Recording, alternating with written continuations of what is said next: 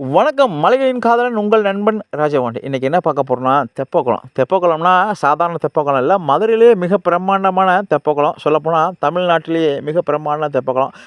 அதாவது மதுரையோட மைய பகுதியில இருக்கு. இது எப்படி இந்த தெப்பக்குளம் இங்க வந்துச்சு அப்படின்னா, மீனாட்சி அம்மன் கோவில் கட்டுறதுக்காக அ ஒரு மிகப்பெரிய பள்ளம் தோண்டுனதாகவும் சொல்றாங்க. அப்போ வந்து அந்த பள்ளத்த தான் தெப்பக்குளமா மாத்துனோம்னு சொல்லுவாங்க. இந்த தெப்பக்குளத்தில என்ன அப்படின்னா, ஒரு பிள்ளையார் சிலை கிடைச்சுச்சு. அதுதான் வந்து நம்ம மீனாட்சி அம்மன் கோயில்ல வச்சிருக்காங்க. இது போக என்னன்னா, மதுரையோட மிஞ்சி இருக்க பழமையான ஒண்ணு அப்படின்னா, தறி.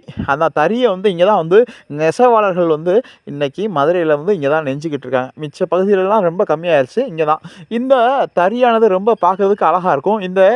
இந்த தறி நெய்றது வந்து பார்க்கறதுக்கு அவ்வளோ அற்புதமா இருக்கும். இதற்கு வரலாறே இருக்கு. இந்த தறி நெய்றவங்க வந்து என்னதுன்னா, சௌராஷ்டிரா சமூகத்த சேர்ந்தவங்க தான் இந்த மாரி தறி நெய்றாங்க.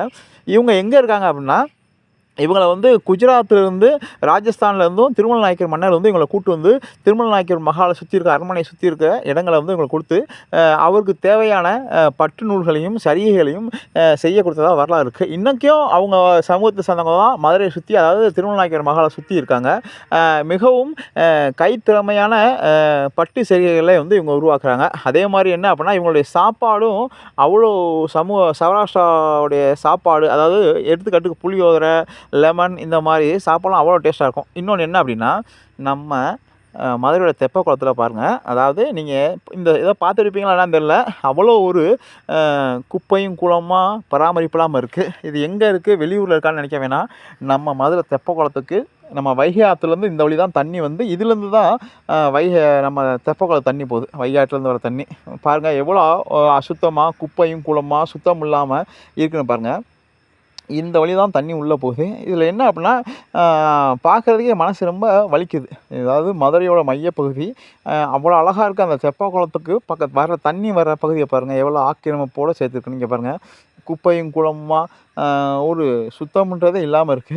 இதில என்ன அப்டின்னா, நான் வந்து காட்டுறேன் பாருங்க. இந்த செடிகள்லாம் வந்து ஆரம்பத்திலே எடுத்துட்டோம் அப்டின்னா நல்லாயிருக்கும்.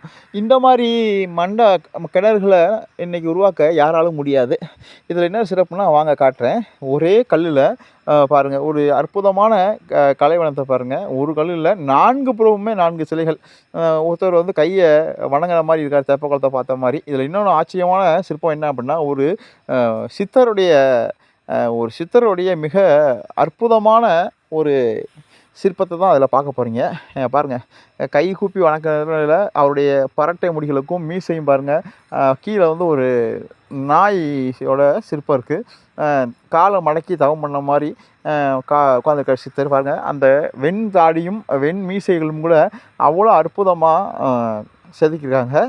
இது பார்க்கறதுக்கு காண கண்கோடி வேண்டும். அதாவது ஒரே கல்லுல சிற்பங்கள் இருக்கு.